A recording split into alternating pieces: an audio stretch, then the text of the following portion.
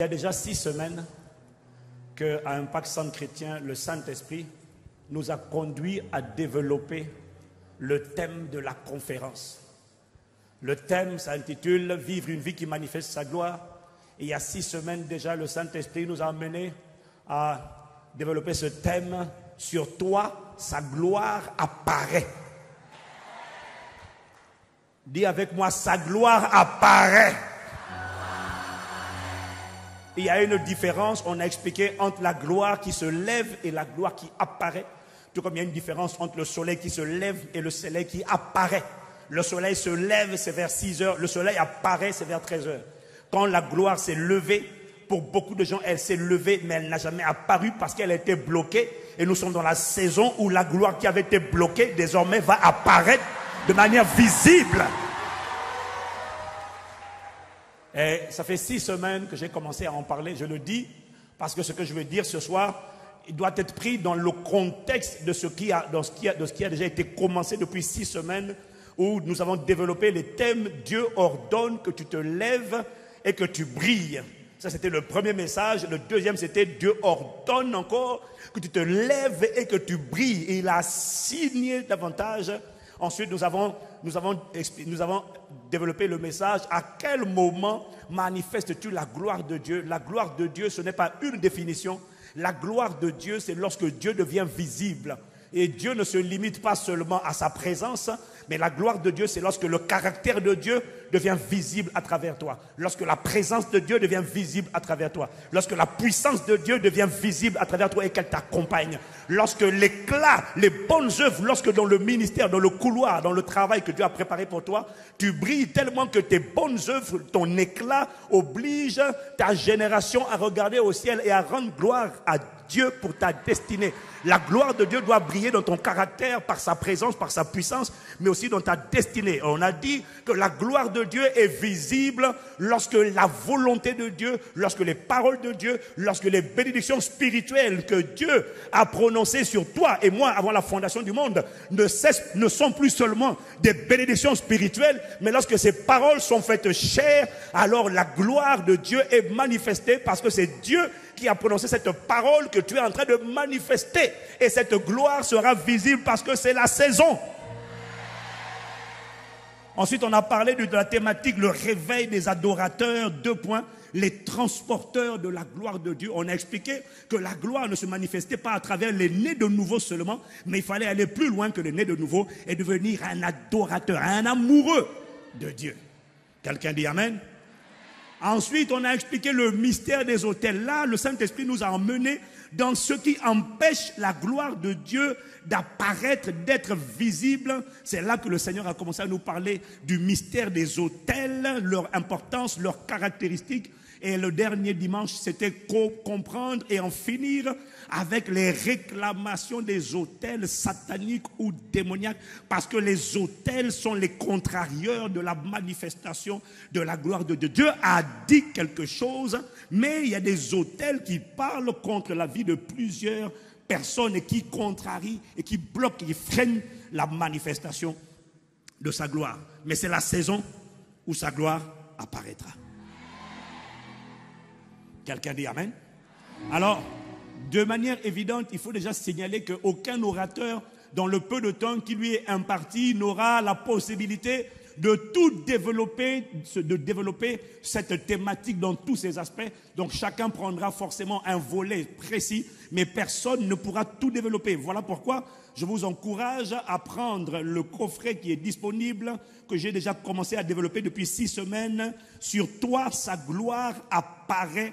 Il est disponible à la librairie. Sur toi, sa gloire apparaît. Il y a 6 messages dedans, y compris les messages sur les autels.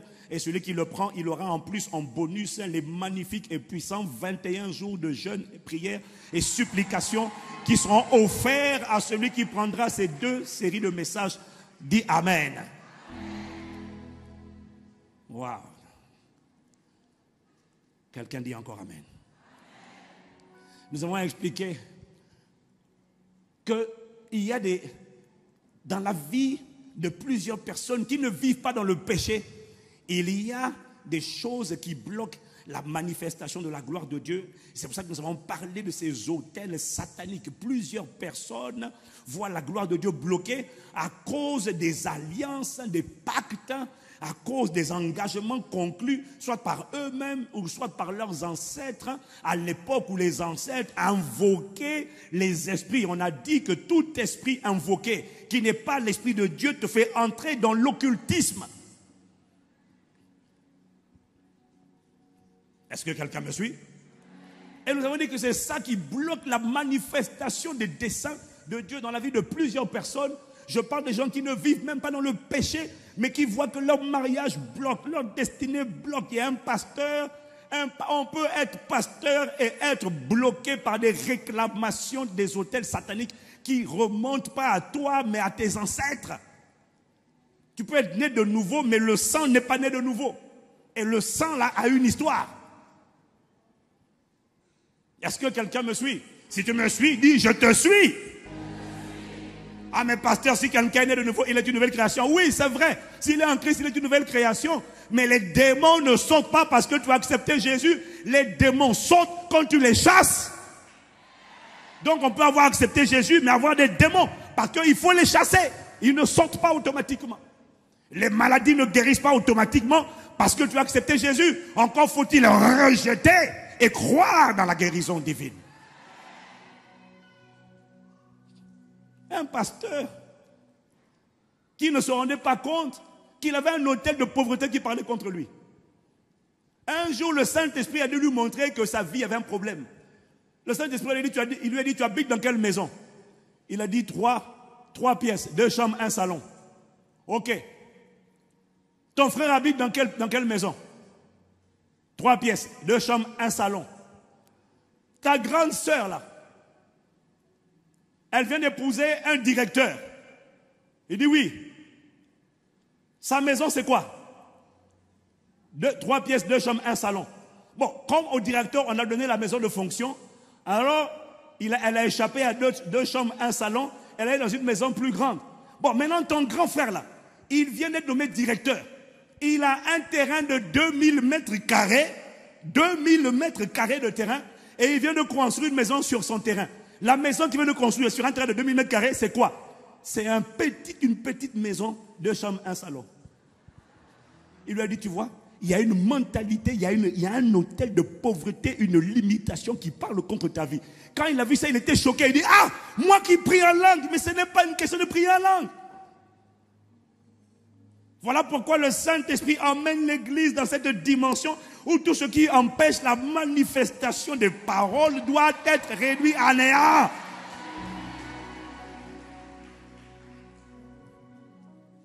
Est-ce que quelqu'un me suit? Dit, je te suis.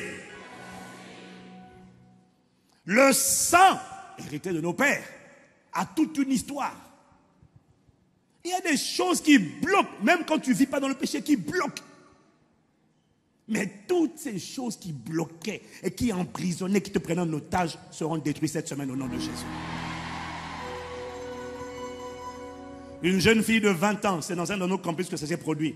Une jeune fille de 20 ans avait des migraines à chaque fois qu'elle passait un examen. À chaque fois, elle est venue un vendredi soir à l'église. Et quand elle est arrivée à l'église, il y avait une telle présence de Dieu. Et le pasteur était en train de prier pour briser toutes les limitations et toutes les barrières, les barricades, les prisons qui enfermaient les gens. Le pasteur était en train de prier et il y a un esprit qui s'est manifesté violemment. C'était un esprit des eaux. L'esprit là, s'est défini comme étant la sirène des eaux.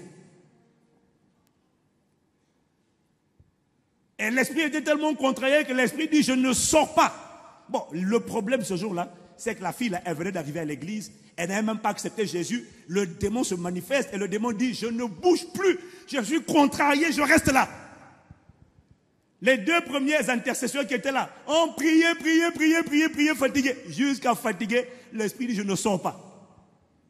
Et il y en a un, il se débrouille avec ses armes, il prend l'eau, et puis je ne sais pas quoi, il fait boire l'eau à la fille. Alors ils envoient en renfort la responsable de l'intercession. La responsable de l'intercession vient et quand elle ouvre la porte, l'esprit dit, c'est toi qu'on appelait en renfort?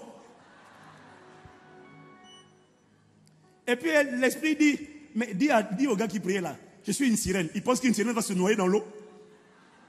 Wow! Et ils ont prié pour chasser. L'esprit dit, je ne sors pas. Jusqu'à ce qu'ils appellent le pasteur lui-même en renfort. Et quand le pasteur est venu, gloire à Dieu, l'esprit a fini par sortir. Parce qu'il a fallu des renforts de l'autorité.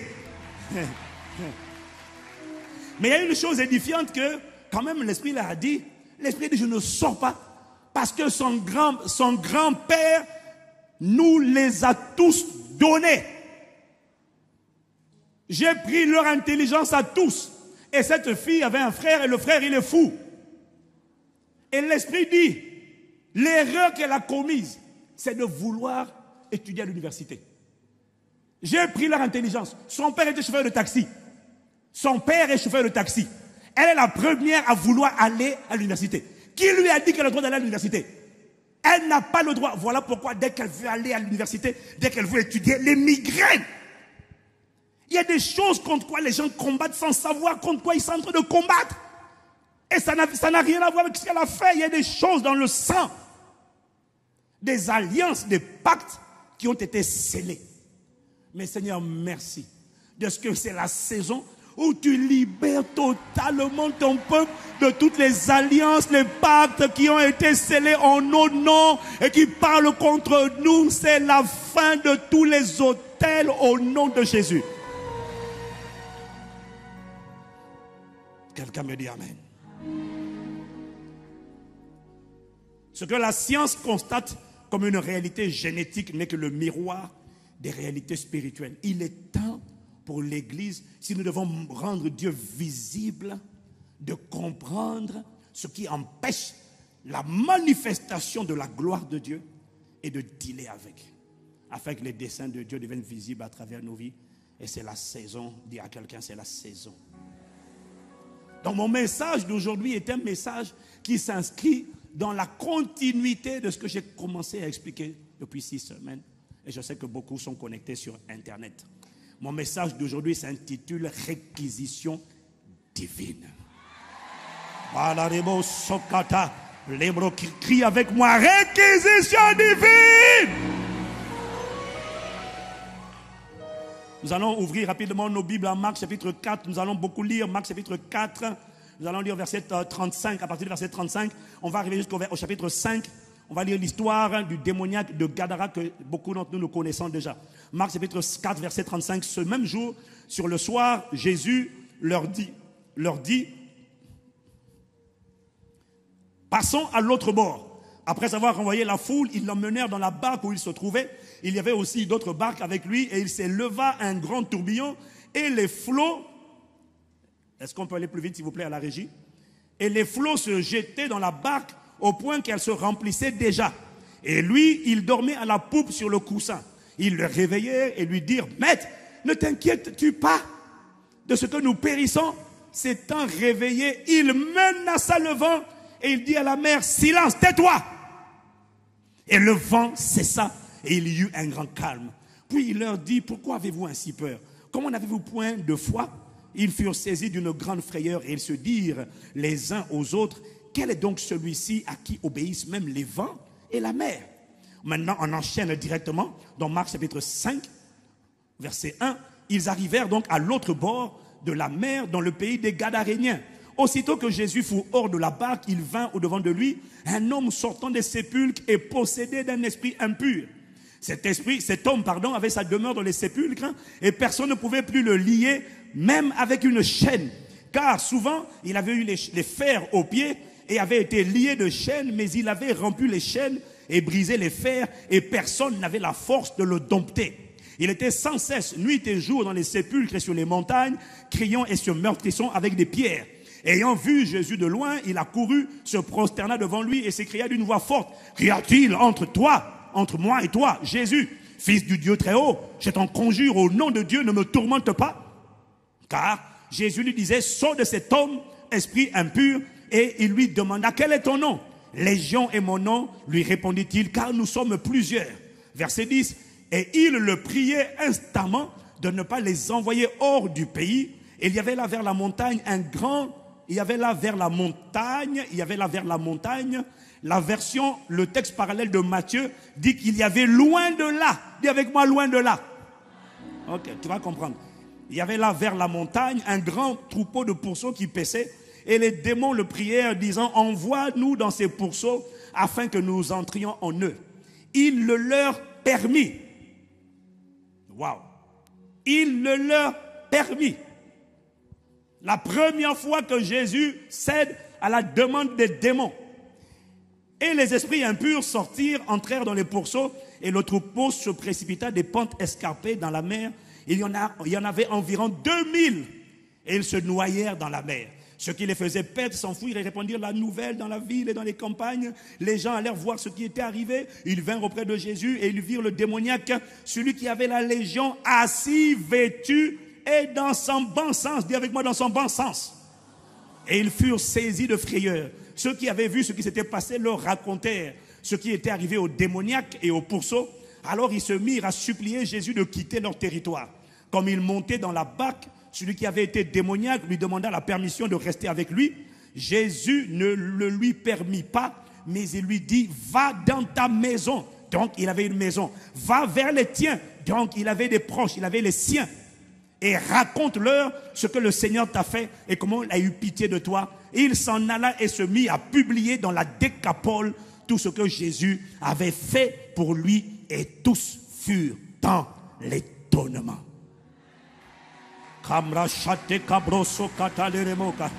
Je déclare et je décrète qu'ils seront dans l'étonnement en ce qui concerne ta vie.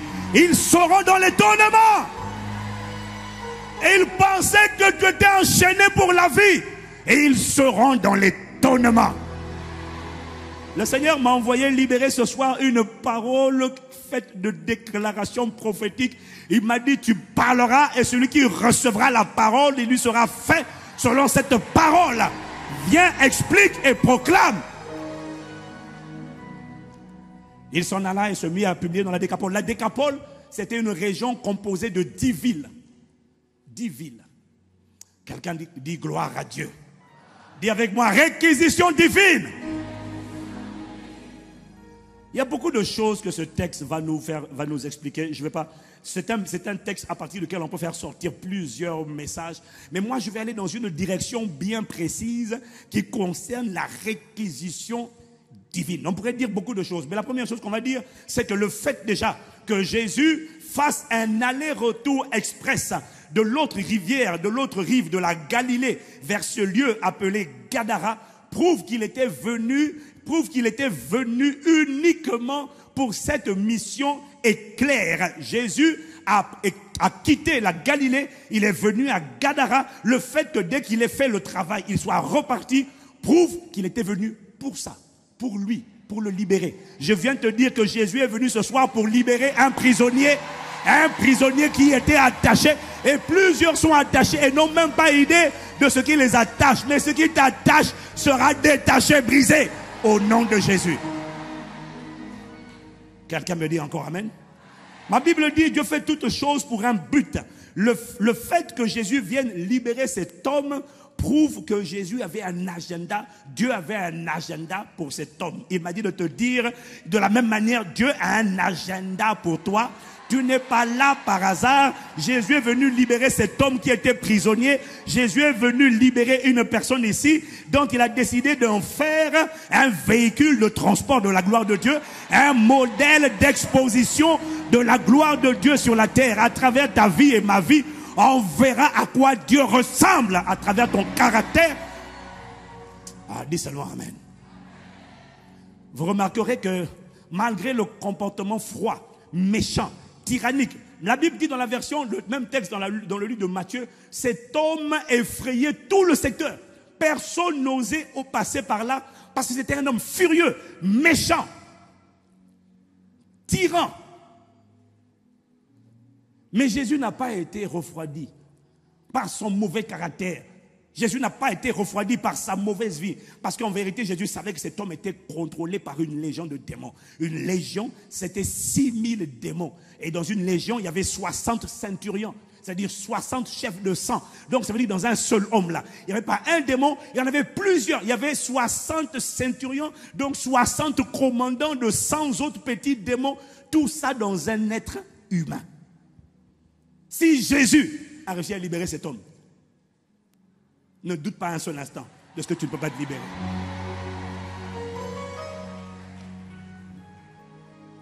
Quelqu'un dit Amen. Son mauvais comportement n'a pas découragé Jésus. Et il m'a dit de te dire que ton mauvais comportement, tes péchés, tes manquements, tes égarements, tes mauvaises fautes que tu as manifestées jusqu'à aujourd'hui n'ont pas réussi à le décourager dans son intention de te libérer au nom de Jésus. Quelqu'un me dit Amen. Pourquoi il m'a dit qu'il n'est pas découragé à ton sujet? Parce qu'il sait que la racine de ton problème est totalement spirituelle. Voilà pourquoi il n'est pas découragé et il est déterminé plus que jamais à faire en sorte que ceux qui prenaient ta vie en otage lâchent prise définitivement au nom de Jésus. Pour le démoniaque de Gadara, ce jour où Jésus est venu sur les rives de Gadara, c'était le jour de sa visitation. C'était pour lui un jour de réquisition divine. Ainsi en est-il pour toi aujourd'hui et cette semaine. Il m'a dit, c'est la saison de la réquisition divine. Il est venu réquisitionner cet homme, il est venu réquisitionner ta vie, là où il y avait encore des blocages. Il m'a dit, il est venu réquisitionner. Dis avec moi, réquisition divine. Il y a une personne, c'est ta saison de réquisition. C'est ta saison, mon frère, c'est ta saison de réquisition. C'est ta saison. C'est ta saison. Mambroso kababarabosa. Le Saint-Esprit, c'est ta saison. Il en a assez de voir des prisonniers emprisonnés. Il en a assez de voir des domaines de ta vie enfermés. Dans d'autres domaines, ça va. Mais il y a des domaines où tu sens qu'il y a des cadenas spirituels. Non. Non. Kata lambroso kababa. Et là, tu as assez pleuré, supplié. C'est la saison. C'est la saison, c'est la saison. Il a dit dans sa parole, non, les ténèbres ne régneront pas à toujours. Non, les ténèbres ne régneront pas à toujours. C'est la saison où sur toi, la gloire du Seigneur s'est levée. Et c'est la saison où sur toi, sa gloire apparaît. Remarquez que comme par hasard, le jour où Jésus décide d'aller récupérer et réquisitionner cet homme pris en otage par une légion de démons, comme par hasard, le jour où il décide d'aller pour cette mission, c'est là que la tempête se lève, un ouragan, d'autres versions disent un tourbillon, un cyclone se lève et les flots se lèvent pour empêcher Jésus d'accomplir sa mission de libération. Qui s'est levé? C'était les dominations qui sont dans l'eau. Les esprits des eaux se sont levés et ont soulevé des vagues. Mais il m'a dit, de la même manière qu'elles ont échoué hier avec cet homme, je suis venu te dire que les soulèvements, les agitations, les remue-ménages, les manifestations de l'enfer n'empêcheront pas la réquisition divine de s'accomplir et de parler dans ta vie.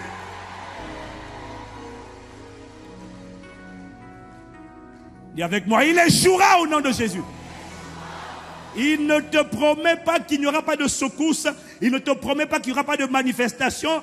Il te promet que ces soulèvements, ces agitations, ces manifestations n'empêcheront pas la réquisition de parler. Elle parlera au nom de Jésus. Dis-moi Amen. Maintenant, quand on étudie l'histoire du démoniaque de Gadara, l'histoire de cet homme, en réalité, cet homme, sa vie ressemble à la vie de plusieurs d'entre nous à certains égards. Sur le plan naturel, cet homme avait l'air libre de ses mouvements. Il avait l'air libre puisqu'il tournait, il sillonnait dans les sépulcres. Tu pourrais croire qu'il était libre, mais en réalité, ça c'était le plan naturel. Parce que quand tu regardes sur le plan spirituel, en réalité, cet homme ses mouvements, ses choix, ses actes étaient contrôlés, commandés par des démons. En fait, il avait l'air libre, mais cet homme était lié. Cet homme était lié, il était contrôlé. Vous n'avez pas idée du nombre de personnes qui ont l'air libres de leurs mouvements, mais dont les paroles, les actions et les actes sont en réalité ceux d'une personne, celle d'une personne liée par des légions de démons.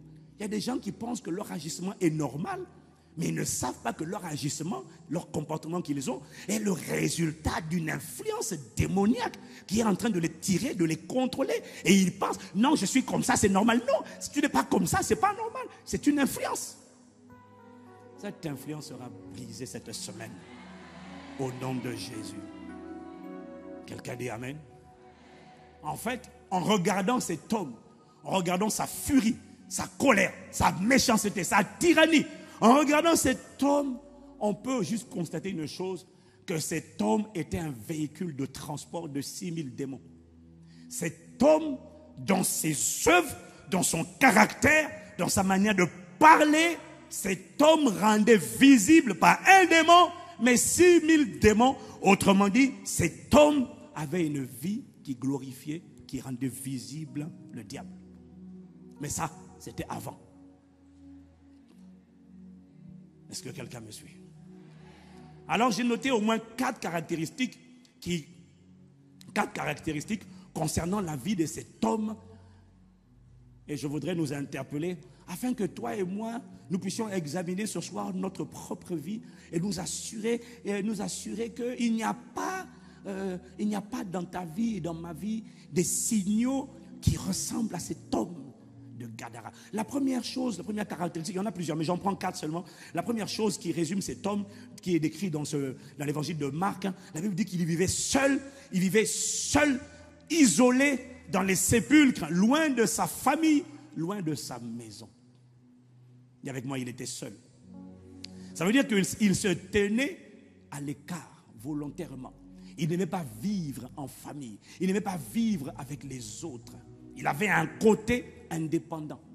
Et lorsque le diable veut détruire une personne, lorsque Satan veut kidnapper et détruire une personne, la première chose qu'il fait, c'est toujours et d'abord d'isoler cette personne, de l'amener à se replier sur elle-même, à se couper du reste du monde, à vivre dans un monde virtuel. Je suis en train de te dire de ne surtout pas d'examiner ta vie et de rejeter cette tendance à l'indépendance, parce que quand tu lis le texte parallèle, on a lu Marc, mais quand tu lis le même texte dans Luc et dans Matthieu, Luc dit que c'était un démon qui l'avait emmené à quitter sa maison et aller s'isoler, vivre de manière indépendante, s'isoler des autres, prendre plaisir à marcher dans une attitude d'indépendance, fait de toi une proie pour des esprits séducteurs. Mais je déclare et je décrète qu'ils échoueront au nom de Jésus. Quelqu'un me dit encore Amen? La Bible dit dans Proverbes chapitre 18 au verset 1, version parole de vie, celui qui se tient à l'écart des autres cherche seulement son intérêt. Quand on veut l'aider, il se met en colère. Ne te mets pas à l'écart des autres. Cet homme, premier problème, premier symptôme que tu vois chez cet homme, il vivait dans la solitude. Et le point commun, je regardais un reportage à la télévision il y a quelque temps, sur les personnes qui étaient hier normales, comme toi et moi, qui rigolaient, qui déconnaient. Les personnes qui hier étaient normales, pas converties, mais qui étaient normales dans le monde et qui soudainement se sont radicalisées en l'espace de quelques mois. Il y a un premier dénominateur commun qui a été observé dans leur vie, c'est que progressivement, la première chose qu'on a constatée, c'est que ces personnes ont commencé à se replier sur elles-mêmes, à s'isoler. Ne t'isole pas. Voilà pourquoi il est important de faire partie d'une famille. Et c'est bon d'avoir une famille biologique, mais c'est encore mieux d'avoir une famille spirituelle, c'est-à-dire une église, parce que la famille spirituelle, la famille de Dieu, c'est ça qu'est l'église. La famille de Dieu est la seule famille qui ne passera pas et qui durera pour l'éternité. Ça veut dire que même si tu ne m'aimes pas, si tu es sauvé, que je suis sauvé, tu vas devoir me supporter dans l'éternité. Donc tu as intérêt à m'aimer. Voilà pourquoi il dit aimons-nous les uns et les autres. Parce que tu seras obligé de voir mon sourire et le sourire de ton voisin dans l'éternité. Alors je voudrais que tu fasses un sourire à ton voisin. Ah ben, tu vas devoir me supporter. Voilà pourquoi il dit supportez-vous les uns et les autres. Est-ce que quelqu'un peut me dire gloire à Dieu? Donc, j'essaie d'aller vite à cause du temps, mais on va télécharger l'essentiel et on va prier. Quelqu'un me dit amen. Première caractéristique, c'est que cet homme vivait seul. La deuxième chose, c'est que cet homme, la Bible dit que personne n'avait la force, personne n'avait réussi à le dompter, personne n'avait réussi à le maîtriser. Personne, aucun être humain n'avait réussi à le dompter. On lui avait mis des fers aux pieds et des chaînes, et la Bible dit qu'il les avait toujours brisés. Ça veut dire quoi? Les chaînes et les fers aux pieds qu'on lui mettait, en réalité, mettre les chaînes sur cet homme, c'était une manière de le tenir. C'était une manière de lui imposer des limites. C'était une manière de lui mettre des bornes, mettre des chaînes. Ça voulait dire, ne va pas là, on ne fait pas ci, on ne fait pas ça. C'était une manière de dresser un cadre, un périmètre d'action et de comportement. Mettre des chaînes, c'était une manière de l'empêcher de faire ce qu'il voulait, quand il voulait, comme il voulait. Mais personne ne réussissait à mettre des chaînes. Mettre des chaînes, c'était indispensable pour l'empêcher de se blesser, de se détruire et de détruire les autres. Voilà pourquoi il faut accepter les chaînes. C'est quoi les chaînes ici? Les chaînes et le fer représentent l'éducation, représentent les valeurs, représentent les principes de vie qu'on te donne, instruit l'enfant selon la voie qu'il doit suivre, et quand il sera grand, il ne s'en détournera pas. Ça veut dire, quand l'enfant est encore petit, mets-lui des chaînes, mets-lui des limites, des bornes, des repères à ne pas dépasser. C'est l'éducation, c'est la transmission des valeurs, c'est la correction. Quelqu'un me dit amen. Les chaînes, les bornes, les limites qu'on nous impose dans une famille ont pour but de nous apprendre la soumission à l'autorité et à nous préserver de l'esprit de rébellion ou d'insoumission. Voilà pourquoi il faut accepter les chaînes. Lorsque quelqu'un n'aime pas les chaînes, je n'aime pas les chaînes. Mon frère, il faut accepter les chaînes. Tu as besoin d'apprendre à être soumis à des gens au-dessus de toi. Ça te délivre de pas de l'indépendance, de l'insoumission, de la rébellion, qui est le premier trait de caractère de Satan. Cet homme, personne ne pouvait le dompter. Si les chaînes qu'on met sur toi ne peuvent pas te dompter, ça veut dire que c'est un démon qui t'a dompté. Les chaînes, ce sont les valeurs. Et pourquoi ces valeurs n'ont pas réussi? Parce qu'une légion de démons le tenait. Ne brise pas les chaînes. Elles sont là pour te mettre des bornes, pour t'empêcher de briser des murailles. La Bible dit que celui qui brise les murs sera mordu par un serpent. Est-ce que quelqu'un me suit? Cet homme n'écoutait personne, ne se soumettait à personne. Il faisait ce qu'il voulait, comme il voulait, quand il voulait. Et il y a plusieurs personnes, encore aujourd'hui, qui se comportent ainsi. Il fait ce qu'il veut, tu sors quand tu veux, tu rentres quand tu veux, tu voyages quand tu veux, tu atterris quand tu veux, tu ne rends compte à personne. Et quand quelqu'un te demande des comptes, je fais ce que je veux.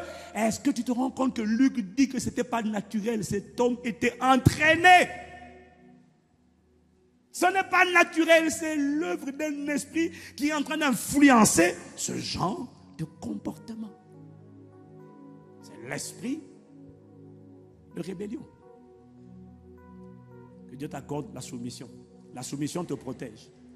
Dis Amen. Apprends à accepter de rendre compte. Je n'ai pas entendu Amen. Apprends à accepter. C'est pour ton bien. Dis encore Amen. La troisième caractéristique de cet homme, c'est que la Bible dit, cet homme passait son temps à crier. Il passait son temps à crier. Personne dans la vie ne crie sans raison. Lorsque quelqu'un crie, ça veut dire qu'il essaie d'exprimer quelque chose. Par le cri, on essaie d'exprimer la peur, l'impuissance, le désespoir ou encore la colère. Et cet homme avait tout en lui. Il criait parce qu'il était désespéré.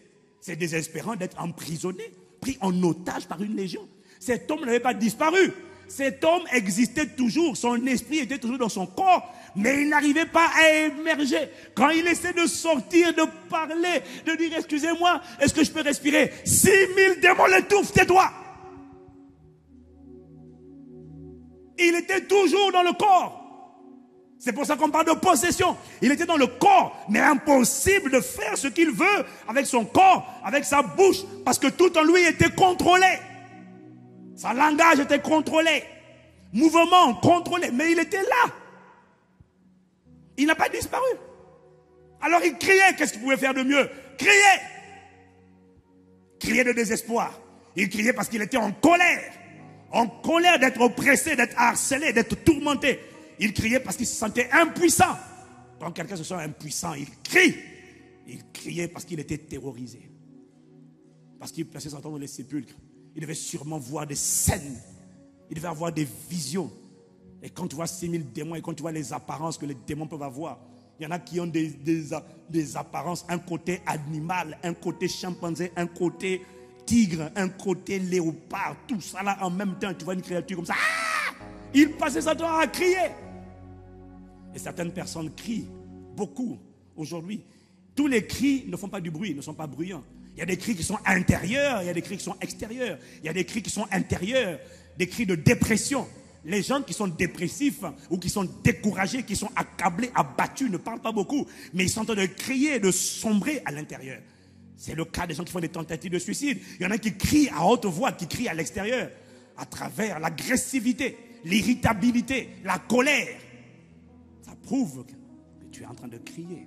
Cet homme criait, mais personne ne l'entendait, parce qu'il était seul dans les sépulcres. Il criait, mais personne ne le comprenait. Et quand tu cries et que personne ne t'entend, que personne ne te comprend, le problème que tu ne comprends pas, c'est que quand tu cries, tu terrorises les gens qui sont autour de toi. Quand tu cries, tu fais peur à ton conjoint, à ta femme, à tes enfants, à ton mari. Tu fais peur. Et quand tu fais peur, les gens commencent à dire que tu es méchant. Ils commencent à te définir. Ils commencent à mettre une étiquette sur toi. Attention, il ne faut pas l'approcher. Mais parfois, la vérité, c'est que quand tu cries, en fait, c'est un appel à l'aide. Beaucoup de gens crient. Mais leur cri, leur colère révèle en fait un véritable appel au secours. Et Jésus a entendu ça. Jésus est venu parce qu'il a entendu les cris de cet homme. Je suis venu te dire que là où les gens te jugent à cause de tes cris, Jésus ne te juge pas. Parce qu'il a compris qu'en fait ton cri c'est un appel de détresse. C'est un appel de détresse. Voilà pourquoi il vient dans ta vie. Il a entendu. Il a compassion. Quelqu'un me dit Amen. Quelqu'un me dit Amen. Il sait que ce n'est pas toi que tu pries en otage. Et il sait que si tu as réussi à venir ou à te connecter à cet événement, ça veut dire que tu ne prends pas plaisir à être comme tu es. Et il sait que tu es otage.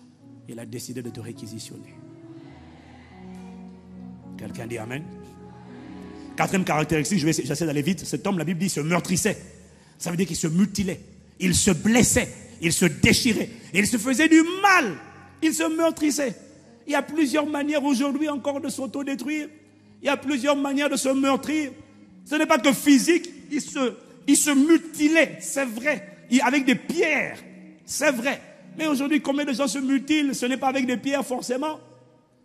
Est-ce que tu réalises que souiller ton corps par l'impudicité, l'adultère, la masturbation, est-ce que tu te rends compte que pratiquer l'immoralité sexuelle, c'est te détruire toi-même? Parce que la Bible dit que tu pèches contre ton propre corps. Tu fais du mal à ton propre corps. Il y a plusieurs manières de se détruire sans te rendre compte que tu es en train de te détruire. Est-ce que tu sais que les excès de table, trop manger, c'est te détruire? Il y a plusieurs manières de se meurtrir. Mais est-ce que tu sais que le fait de s'auto-détruire n'est pas naturel? Je suis comme ça, moi je fais ce que je veux. Non, tu ne fais pas ce que tu veux. Tu es en train d'être un véhicule utilisé par un esprit qui t'influence. Et le Seigneur veut te libérer de cette influence. Encore faut-il que tu désires en être libéré. Voilà pourquoi il y a au moins un avantage que le démoniaque de Gadara a eu. C'est que quand il a vu Jésus, la Bible dit qu'il a couru vers Jésus. Ça au moins les démons ne l'ont pas bloqué. Là il a dit même si vous êtes 6000, je vais courir. Ah! Il a couru. Il a couru. Ça veut dire que cet homme ne voulait pas rester comme il était. Il était étouffé à l'intérieur, mais il a couru. Lorsque le salut est arrivé, il a couru. Il y a plusieurs manières. Ce que j'essaie de te dire, c'est que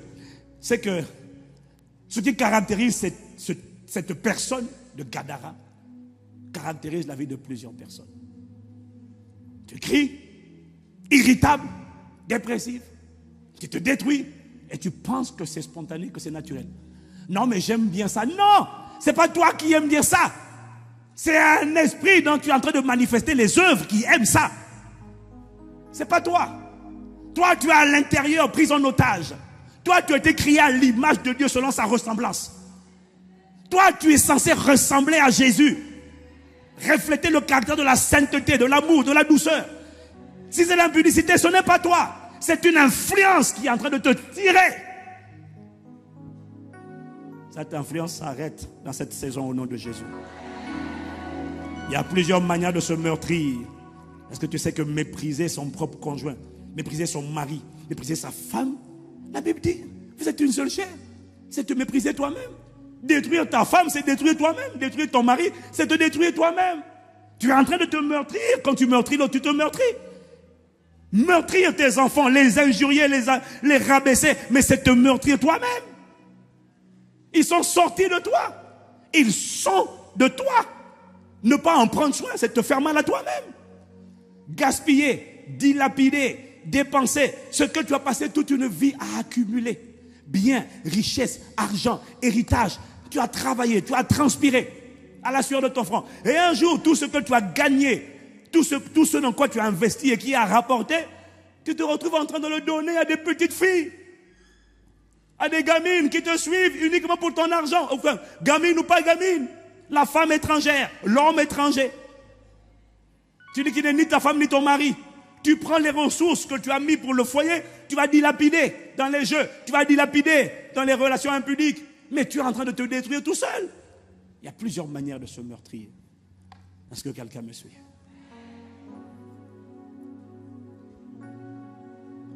Qu'importe la manière dont tu étais en train de te meurtrir, quand le Saint-Esprit m'a donné cette parole, il m'a dit ce qui compte, c'est que quand il a vu Jésus arriver, il a couru. Je prie que ce soir, tu sois déterminé à courir. Courir là, on ne parle pas de... Courir n'est pas que physique.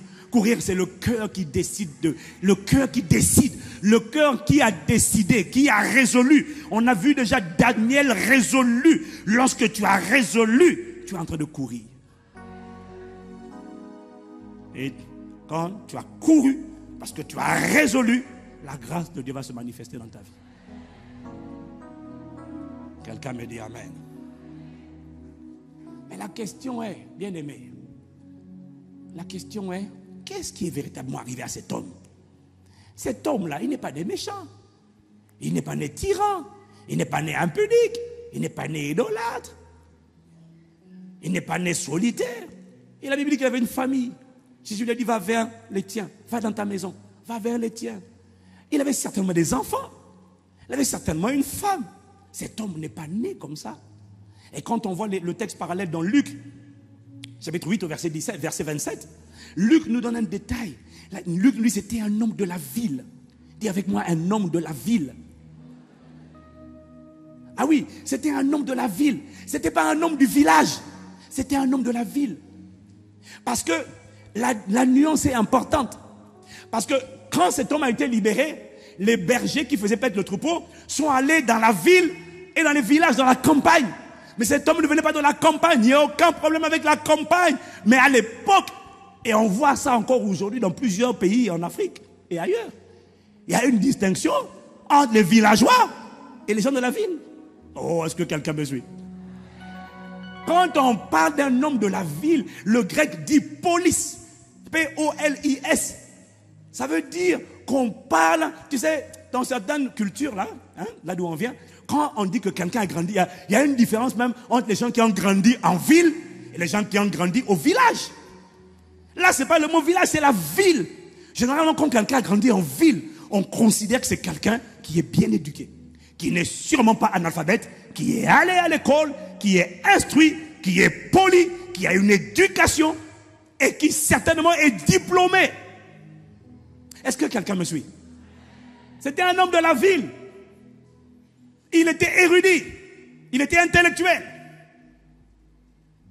Et pour le mot police, c'est une deuxième signification. Ça veut dire aussi porte. Ça veut dire aussi porte. Ça veut dire que c'était un homme de la ville.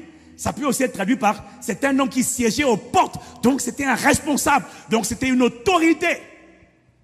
C'était quelqu'un d'important. Ce n'était pas un homme banal. Non. C'était quelqu'un de connu. Quelqu'un d'important. Peut-être que c'était un chef. Peut-être que c'était un directeur. Mais en tout cas, c'était un homme à la fois bien éduqué, à la fois qui siégeait aux portes. Donc c'était une autorité. Sauf qu'on ne sait pas ce qui s'est passé. On ne sait pas si c'était en plein travail, si c'était en pleine route, si c'était à la maison. Mais un jour, cet homme qui était intelligent, cet homme qui connaissait les valeurs, cet homme qui était instruit, cet homme qui était responsable, donc il avait des responsabilités. La Bible dit, dans Luc dit que cet homme s'est soudainement déshabillé, il s'est mis nu et il a fui dans le désert, il a abandonné femme, enfant, responsabilité et il était emporté. Que lui est-il arrivé? Vu de l'extérieur, quand on voit ce genre de personnes, on dit mais il est fou, c'est vrai. Mais il est responsable, mais il est insensé. Mais regarde-moi un homme comme ça là. Il abandonne femme et enfants. Il n'a même pas honte. Regarde-moi une femme comme ça. Elle abandonne son mari et ses enfants. C'est une folle. Et quand c'est comme ça, les gens, la société ont tendance, à vous classifier et être dur avec vous. C'est vrai. Parce que les gens jugent selon les faits. Mais les gens ne connaissent pas les réalités spirituelles. Les gens ne connaissent pas les réalités des réclamations sataniques qui peuvent parler contre la vie d'une personne et le kidnapper soudainement. Marc et Luc disent dans leur évangile qu'il a été entraîné hors de chez lui par une légion de démons. Voilà pourquoi Jésus est venu à lui. Jésus ne l'a pas accusé. Jésus ne l'a pas traité d'irresponsable. Parce que Jésus a vu à travers cet homme une victime, un dommage collatéral, une victime d'une guerre spirituelle qui a eu lieu, une victime d'alliance mystique, de pacte scellé, et qui engageait son nom sans qu'il n'en soit conscient. Est-ce que quelqu'un me suit? Est-ce que quelqu'un me suit? Qu'est-ce qui est arrivé à cet homme? Tu vas voir où je vais en venir. Qu'est-ce qui lui est arrivé?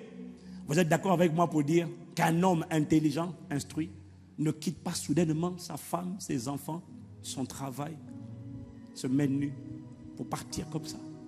Qu'est-ce qui lui est arrivé? Il a été une victime. Cet homme n'était pas converti. Ce village était un village de païens, d'inconvertis, parce qu'ils élevaient les porcs. Est-ce que quelqu'un me suit? Est-ce que quelqu'un me suit? Maintenant, rappelle-toi, mon frère, ma soeur, du message de dimanche d'il y a 3 jours. Que s'est-il passé? Si tu rentres dans l'histoire de cet homme, c'est évident. On ne peut pas perdre la tête comme ça.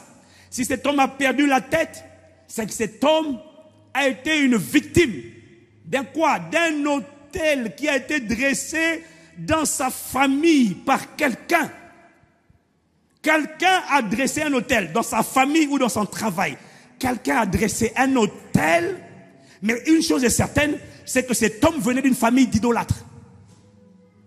Ça veut dire que lui ou ses ancêtres avaient adoré les esprits, et en adorant ce que j'expliquais le dimanche dernier, en adorant les démons, en adorant les esprits méchants, Satan a pris possession, ce que je disais dimanche, que lorsque tu adores un esprit, tu livres, tu n'as même pas besoin de le faire, il suffit que tes ancêtres l'aient fait depuis 4 générations antérieures. Lorsque un seul ancêtre a adoré un esprit, un démon, en adorant, on offre ce qui est en soi, ce qui est de soi, on offre tout ce qui est à l'intérieur de soi et on devient esclave. Ça veut dire, j'ai dit dimanche, qu'un esprit que tu adores a le droit à la propriété de tout ce que tu as. Ça veut dire que cet homme, soit lui, soit ses parents, soit ses ancêtres, ont bâti un autel, se sont livrés, ont invoqué des esprits, puisque c'était un village de païens. Et la preuve que c'était un village d'idolâtres et d'adorateurs d'idoles, c'est que Jésus vient dans leur ville, au lieu d'accueillir Jésus, de dire reste ici comme les Samaritains, ils disent à Jésus non, faut partir d'ici. Pourquoi ils l'ont chassé? Parce qu'ils ne voulaient certainement pas, disent les commentateurs bibliques, ils ne voulaient pas, ce peuple a chassé Jésus, parce qu'ils avaient déjà des divinités démoniaques sataniques qu'ils adoraient et qu'ils ne voulaient pas froisser. C'est pour ça qu'ils ont dit à Jésus, il faut partir. Est-ce que quelqu'un me suit? Donc c'était un peuple idolâtre. Et par leur idolâtrie, le diable a eu la propriété sur toute la famille. Donc son intelligence avait déjà été mise de côté. Son intelligence, ses capacités. Cet homme était brillant, cet homme était intelligent, cet homme était diplômé, cet homme était sûrement un chef. Donc il était probablement en pleine ascension sociale, ascension professionnelle. Jusque-là, aucun problème. Mais son intelligence avait déjà été hypothéquée, prise par les esprits qu'ils adoraient, que les ancêtres ont adorés, puisqu'ils avaient le droit de tenir plusieurs générations. Est-ce que quelqu'un me suit? Est-ce que quelqu'un me suit? Cet homme, tu vois, il y a des gens, comme je disais dimanche, il y a des gens, ils sont en pleine ascension, mais à un moment donné, pouf, c'est comme si l'intelligence a disparu. C'est comme si la personne devient bête. Là, c'est même pas qu'il est bête. Là, c'est carrément il devient fou. Que s'est-il passé? Tout n'est pas écrit dans les Écritures. Tout n'est pas écrit. Mais il y a des choses que le Saint-Esprit explique par révélation. Dis Amen. On ne perd pas la tête comme ça. Si cet homme a perdu brusquement la tête, je vais te dire ce que le Saint-Esprit m'a expliqué. Si tu me suis dit Amen. Cet homme avait toute sa tête, il était en pleine ascension, il était insouciant jusqu'à ce que quelqu'un, quelque part, mais attention, je te rappelle ce que j'ai dit dimanche, il y avait déjà une banque de données. Satan a sa banque de données. Tous les gens qui adorent les esprits autres que le Saint-Esprit se livrent à Satan. Satan récupère leur éclat, leur organe, leur intelligence, leur capacité, leur potentiel. Satan a déjà une banque de données. Il a une banque. Maintenant, qu'est-ce qui est arrivé à cet homme? Il est arrivé que quelqu'un d'autre est allé, a fait un sacrifice à Satan. Il a offert quelque chose qui était de sa famille. Et il a dit à Satan, je veux l'ascension. Il a dit à quel démon exactement, je vais te dire. Et à mon avis, il a dit à l'esprit des eaux. Il a dit à l'esprit des eaux. Mais bon, on va pas, je vais pas le temps d'expliquer pourquoi. Alléluia. Mais cet homme est allé voir, il est allé voir un démon. Il a dressé un autel. Il a fait une offrande. Il a dit, j'offre mes enfants. J'offre aussi que j'ai de chair. Mais en échange, je demande l'ascension. Je demande la prospérité financière. Je demande l'intelligence créative pour faire les affaires de manière exceptionnelle et surnaturelle. Je demande, il s'est prosterné, il a dressé un autel et quelqu'un quelque part a dit, je demande à réussir dans les affaires. Alors, Satan, l'esprit a dit, d'accord, tu as besoin d'ascension professionnelle, tu as besoin de réussir dans les affaires. Je vais prendre dans ma banque de données quelque chose. Je vais prendre quelqu'un qui est en pleine ascension. Je vais prendre quelqu'un qui a la capacité, quelqu'un qui est intelligent, quelqu'un qui a le potentiel de la créativité, de l'entrepreneuriat, quelqu'un qui est en train de se déployer. Il a une femme, il a des enfants, il est bien éduqué. Tu as besoin de tout ça. Je te livre. Tiens, prends ça. Quand il a dressé son hôtel, il y a eu une transaction. Quelque chose est parti chez quelqu'un et la folie, le vide s'est retrouvé chez cet homme. Ainsi, il a tout perdu, le bon sens, l'intelligence. Il est devenu fou. Pourquoi? Il m'a dit cet homme est devenu une victime d'une transaction occulte. Voilà ce qui lui est arrivé. Si tu me suis, dis je te suis. Et soudainement, il était frappé de folie. L'esprit des eaux, ce que je crois être, a dit, je te donne l'ascension de cet homme. Prends-le. Quelqu'un s'est mis à prospérer peu de temps après ça, qui ne prospérait pas naturellement. Quelqu'un s'est mis à être compétent, qui n'était pas compétent du tout. Vous n'avez aucune idée. Je vous le dis, Église, il faut que nous ouvrons les yeux. Vous n'avez aucune idée. Il y a des footballeurs, il y a des sportifs, il y a des célébrités, il y a des stars. Oh, oui, oh, tu n'as aucune idée de comment ces gens-là sont arrivés là où ils sont. Tu n'as aucune idée.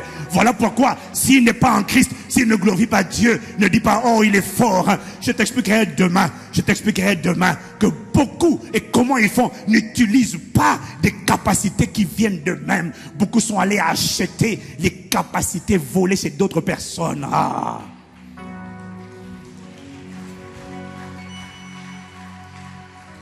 Nos frères de la santé divine ont prié pour un jeune homme. On priait pour un jeune homme. Un sportif de haut niveau. Un sportif brillant. Un sportif professionnel. Un sportif qui a joué en équipe nationale. Qui a joué en équipe nationale junior.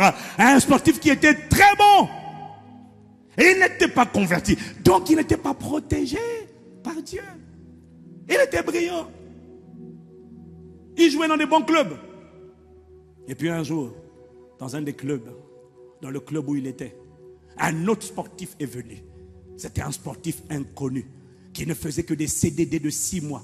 Dans un club 6 mois, dans un autre club 6 mois, dans un autre club 6 mois, dans un autre club 6 mois, 6 mois, 6 mois. Personne ne le gardait longtemps. Oh, quand j'ai écouté cette histoire, j'étais choqué. Personne ne le gardait longtemps. Il s'est retrouvé avec cette équipe qui jouait en équipe de France. Et on ne sait pas comment.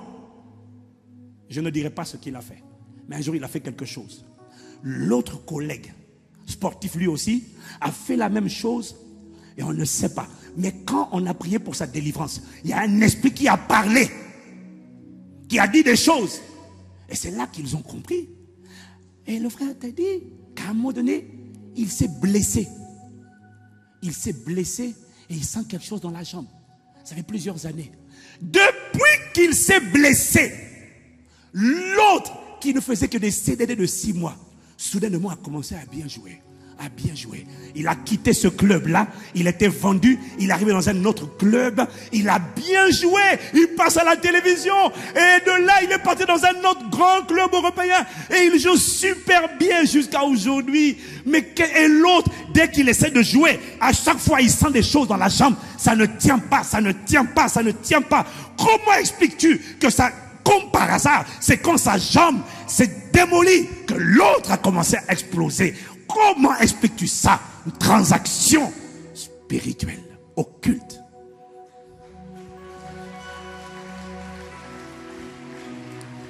Beaucoup de gens n'opèrent pas avec des choses naturelles. Beaucoup de combats ne se font pas à armes égales. Beaucoup en recours, mais ils le font dans tous les domaines. Le monde est sous la puissance du malin. Pour les élections, pour les matchs, pour tout. Ils vont consulter. Mais quand ils vont consulter, ça veut dire quoi? Ils vont faire dresser des autels qui vont parler contre les autres pour que les autres perdent. Beaucoup ne la jouent pas à la loyale. Voilà pourquoi je refuse d'être impressionné d'acclamer un inconverti. Parce que je ne sais pas avec quoi il court. Je ne sais pas sur quoi il s'appuie. Je ne sais pas. Je préfère un Stephen Curry dont je sais qu'il est né de nouveau. Et quand il excelle dans les shoots, je sais que ça c'est le Saint-Esprit. Les autres, je ne connais pas. Les autres, ce n'est pas clair. Les autres, on ne sait pas s'ils combattent à la loyale. On ne sait pas. Ne me parle pas de Zlatan. Non, je ne sais pas.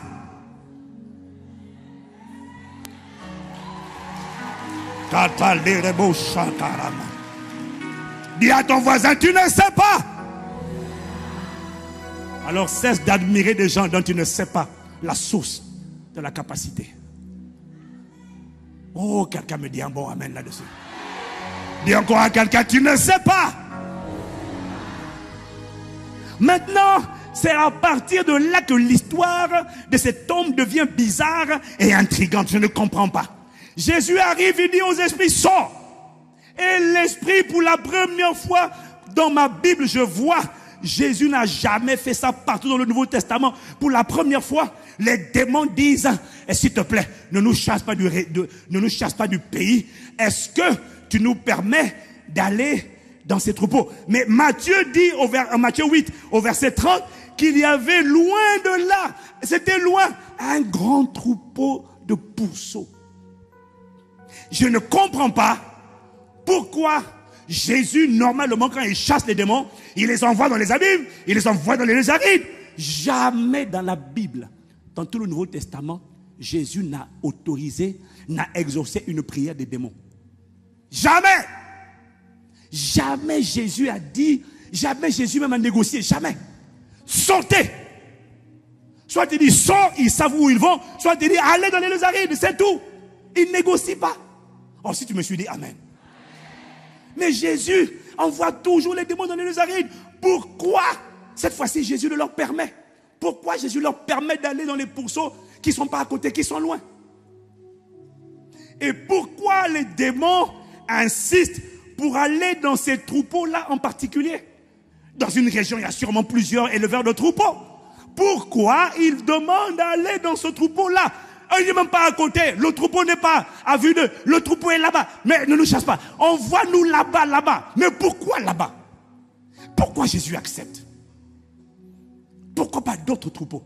Est-ce que vous savez que les démons ne rentrent pas comme ça dans un corps? Les démons, pour rentrer dans un corps, il faut qu'ils aient une porte d'entrée. Il faut qu'il y ait un lien qui leur permet d'entrer. Un esprit qui sort d'un corps ne va pas dans un corps comme ça. Il n'a pas besoin de la proximité géographique. Quand les gens pratiquent la sorcellerie, la grand-mère peut mourir au fin fond de Pointe-Noire.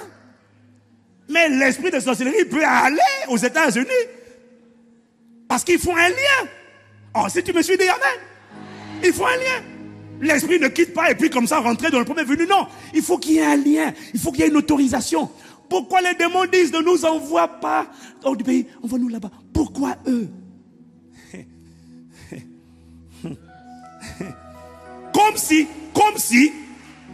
si, quelque part, ces démons considéraient qu'ils avaient le droit d'aller là-bas. Comme si les démons disaient. Ah, c'est ça.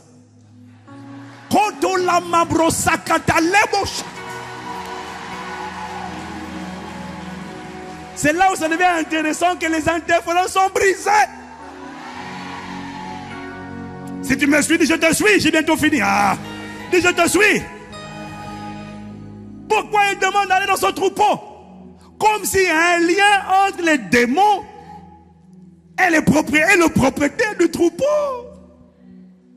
Comme s'ils reconnaissent que nous, on a un droit d'aller là. Oh. Écoute-moi, ce que je vais te dire, je ne l'ai pas lu, je l'ai reçu. Il m'a dit tout n'est pas écrit. Il m'a dit quand je t'ai expliqué comment Joseph a fait pour être promu par Potiphar. Comment il fallait 2 ou 3 témoins. Il fallait que le chef de la prison, il fallait que Potiphar rende témoignage pour Joseph. C'est pas écrit dans la Bible. Il y a des choses qui sont pas écrites. Je t'ai expliqué, il m'a dit, je t'ai expliqué comment Judas a fini par trahir Jésus. Je t'ai emmené dans l'enfance de Judas. Je t'ai emmené dans son âme pour que tu vois que Judas avait vécu quelque chose dans son enfance, qui avait bombardé son âme. Et quand il a vécu la même scène avec Jésus, ça a réveillé la colère. Il m'a dit, c'était pas écrit. Je te l'ai expliqué. Il m'a dit, je vais t'expliquer. Je vais t'expliquer. Et pourquoi est-ce que le Seigneur, pour la seule fois dans la Bible, permet aux démons d'aller dans ce troupeau? Et puis, j'ai dit, mais attends. Il m'a dit, attends. Jésus sait ce qui va se passer. Il dit, amen. Il sait que quand ils vont aller dans ce troupeau, ils vont être précipités dans la mer. Dis amen. Autrement dit, ils vont retourner de là où ils viennent, dans les eaux.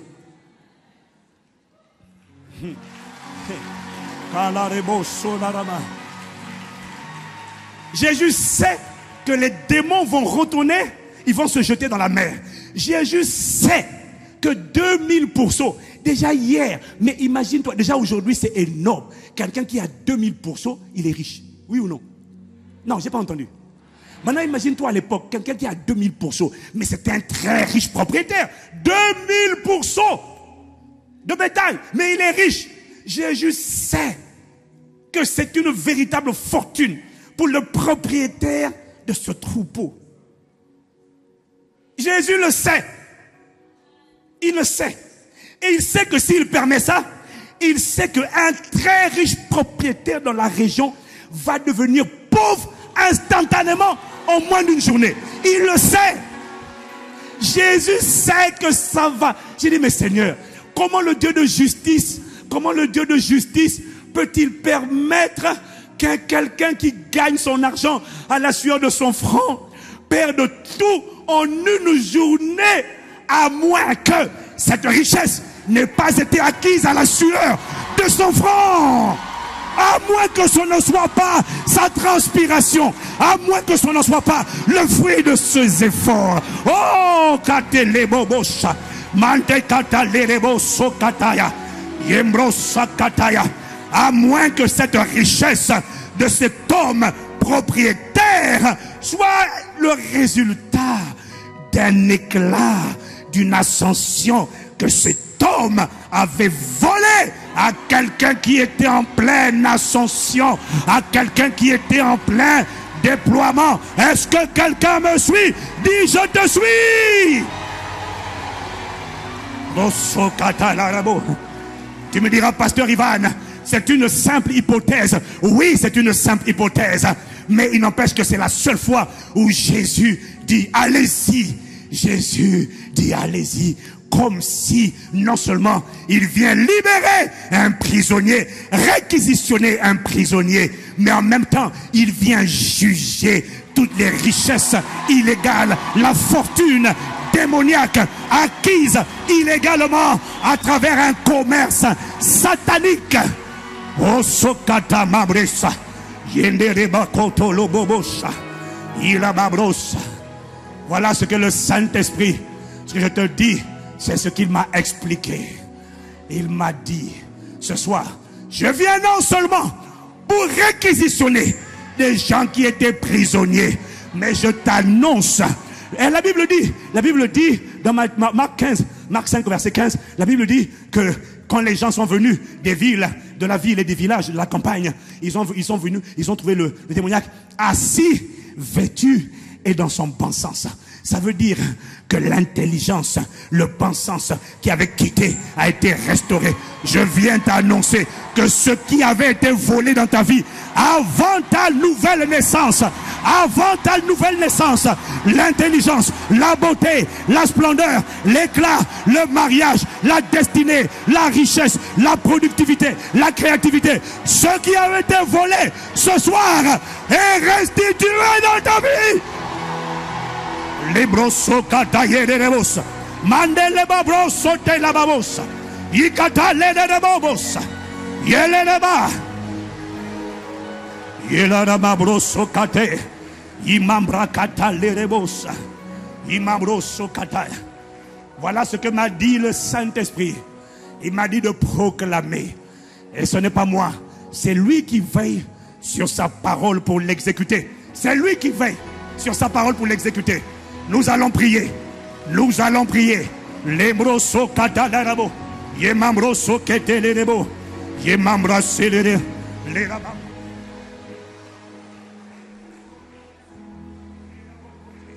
Fini le temps de reculer sous les assauts de l'adversaire.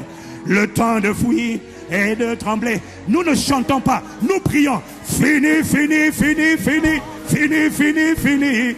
Fini, fini, fini, capelleremo, fini, les mamans babroso pelerema, les membres, fini, fini, fini, mambrasata lerema, bororobo salamaile, fini, helerema, fini, fini, li mambroso de la mambroso.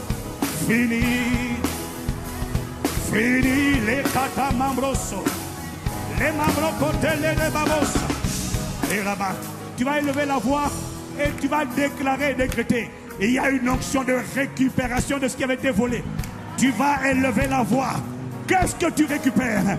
Déclarer, décrète ce qui avait été volé, mes organes, mon intelligence, mon mariage, tout ce qui avait été emprisonné dans des hôtels sataniques qui parlaient contre moi avant ma nouvelle naissance.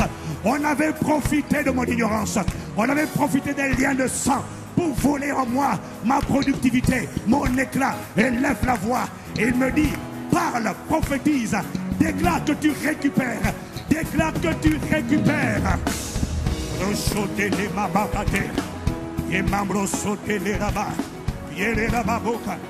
Déclare, déclare, déclare. Yelera mambroso telerema, le babroso baba de rebosa. Yele babroto tele mambros. Yele mambroso telerema, imambroso tele kata yarabosa. Yele babroko teleremo. Élevons la voix, élevons la voix, élevons la voix. Yemambrosa yarama, yela mambroso lereme, imambroso lerema, le babroso telerema. Libre, réquisition divine, réquisition divine, réquisition divine. Oh, oh, je déclare réquisition divine. Oh, réquisition divine. Je proclame sur ma vie, de mon intelligence, de ma santé, de ma destinée. Je déclare sur ton mariage, sur ton foyer, sur ta destinée. Réquisition divine, réquisition divine, réquisition. Annonce. Le Saint-Esprit récupère tout. Les brossotés là là-bas. Je déclare réquisition, oh, sur ta vie, de ma santé, de ma destinée, mon héritage. Oh, je te loue, je prends tout. Il veille sur sa parole pour l'exécuter. Ce n'est pas toi, le combat lui appartient. Tout ce que tu vas faire, c'est de proclamer et de rendre grâce. Annonce, annonce, annonce, annonce.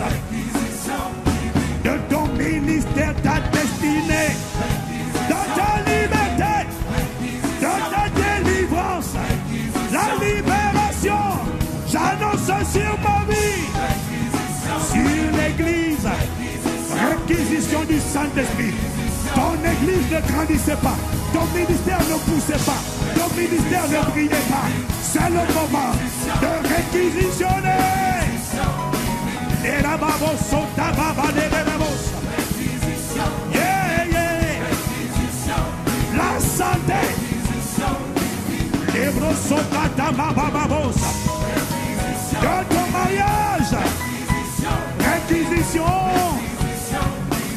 Sur tout ce qui me concerne, Père, j'annonce, je te rends grâce, je proclame et je scelle dans ma vie, sur l'église, désormais une église commandée par le Saint-Esprit, l'Esprit de Jésus, réquisition, nous annonçons et nous déclarons.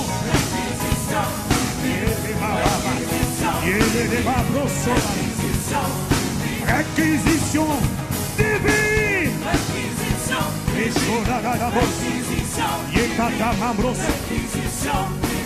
Je dis réquisition. Oh, je te loue. Nous proclamons. Réquisition. Réquisition. Réquisition.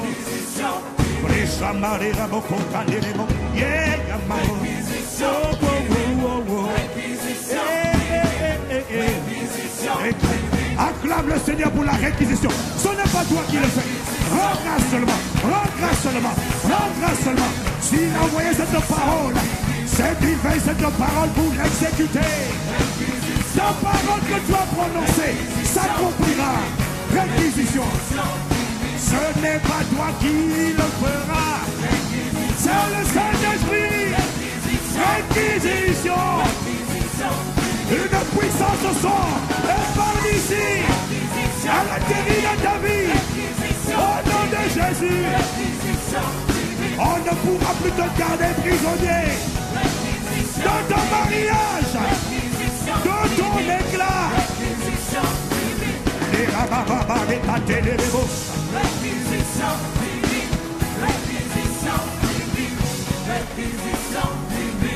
Maintenant, je vais lever la voix, nous allons lever la voix.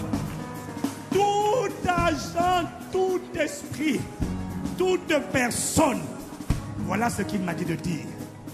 Toute personne qui avait volé ce qui était en toi et qui s'était enrichi, déployé, qui avait prospéré, dans le nom de Jésus de Nazareth, je viens appeler sa ruine, sa destruction, sa déchéance, sa dégradation, sa déperdition, sa faillite sur le plan financier et la faillite de toutes ses activités occultes Dans le nom de Jésus de Nazareth. Et pour ça, réquisition divine. Réquisition divine. Réquisition divine. Réquisition divine. Réquisition divine. Réquisition divine. Réquisition divine. Je déclare et je décrète. On ne me retiendra plus. On ne te retiendra plus. Je déclare un changement, un transfert. La richesse que nous avaient volée, le mariage, la beauté. Je déclare que tout est restitué. Et j'appelle une accélération dans ta vie, dans l'église. Réquisition. Réquisition. Réquisition. Père, nous te rendons toute la gloire. Réquisition. Nous te rendons l'honneur. Nous te rendons la louange. Merci parce que tu veilles sur ta parole pour l'exécuter. La bataille ne t'appartient pas. Elle appartient au Seigneur. Le triomphe dans cette bataille ne dépend pas de à quel point tu cries. Elle dépend de à quel point tu crois et tu rends grâce. Est-ce qu'il y a une personne pour rendre grâce en criant réquisition? Réquisition! Réquisition! Réquisition! Réquisition!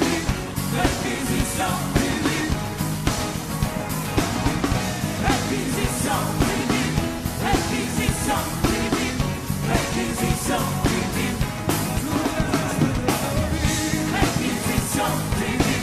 Réquisition!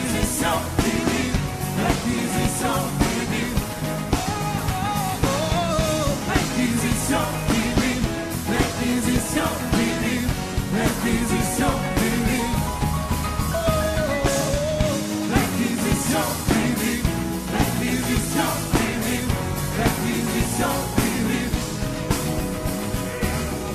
Réquisition!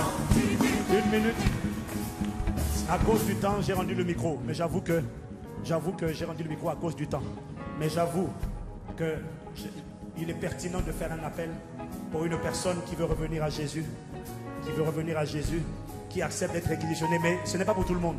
La parole a été prononcée, elle a été proclamée. Mais une personne, en tout cas, j'ai envie de laisser à quelqu'un le soin de venir devant. Tu as juste envie de dire, Seigneur, moi je suis disponible. Seigneur, je suis disponible, je veux venir à toi. Je ne te connais pas, mais aujourd'hui, l'histoire dont tu as parlé me concerne. Je veux je suis comme ce démoniaque à plusieurs égards, comme ce démoniaque de Gadara. La Bible dit qu'il a fait une chose, il a couru quand il a vu Jésus. Je vais donner à une personne l'occasion en une minute de courir et je vais juste faire une prière rapide. Et de courir, de prendre tes affaires. Ne laisse pas tes affaires, de courir devant. Réquisition, le Saint-Esprit te réquisitionne. Les cabros sont là. Viens devant, vite. Les membres sautent, les membres que les bosses. Acclamons. Il y a réquisition divine. C'est un jour de réquisition. Je parle à une personne qui se sait enchaîner. Je parle à une personne qui se sait louer. Je parle à une personne qui se sait harceler. Je parle à une personne qui se sait tout demander. Vite. Dans les autres salles, venez devant, venez ici pour aujourd'hui. C'est aujourd'hui, on a tout ici. Et la main du Seigneur est sur toi.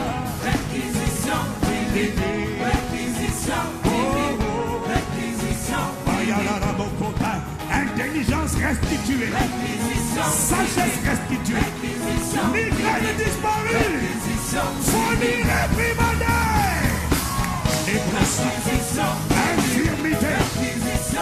Maladie. Les organes qu'on avait volés sont restitués. Le Saint-Esprit sort des entrepôts du royaume des cieux. De nouveaux organes.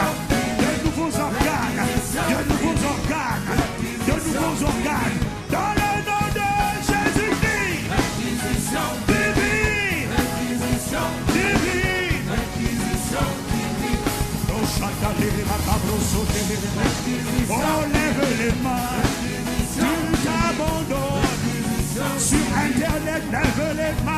Réquisition, je suis à toi. Esprit de Jésus, exclusivité divine. Réquisition,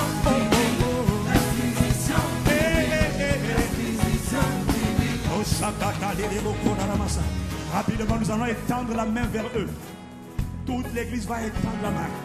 Nous allons tous élever la voix, prophétiser qu'à partir d'aujourd'hui, et sur toi qui lèves la main, et sur ceux qui sont avancés devant, nous allons décréter et déclarer que les harcèlements, les légions qui te tourmentaient, tu ne peux pas expliquer comment, mais la main du Seigneur vient sur toi.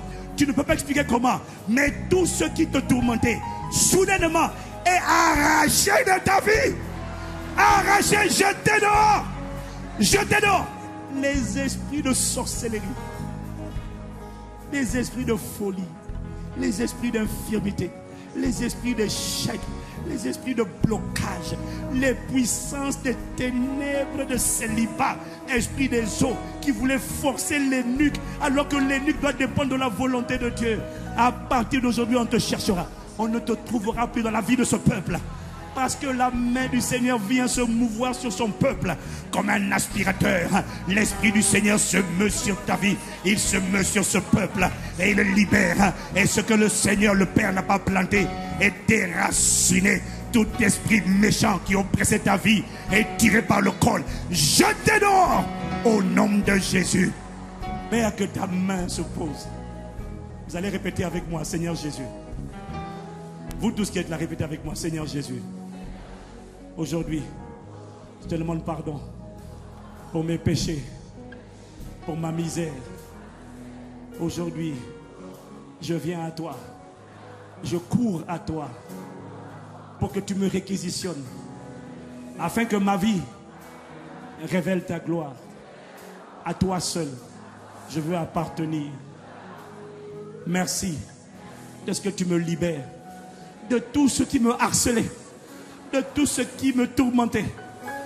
Je crois à la parole de réquisition divine.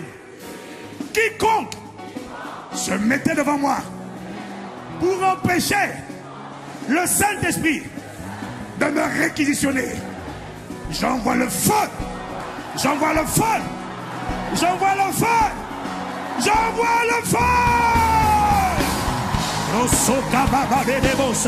Il te lâche au nom de Jésus. Il te lâche dans le nom de Jésus-Christ.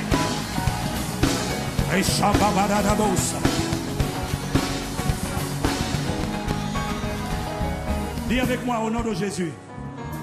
Je te reconnais comme mon Seigneur, comme mon Sauveur. Jésus, merci de venir dans ma vie. Au nom de Jésus, je déclare, je suis libre. Réquisition divine. Au nom de Jésus. Amen. Amen.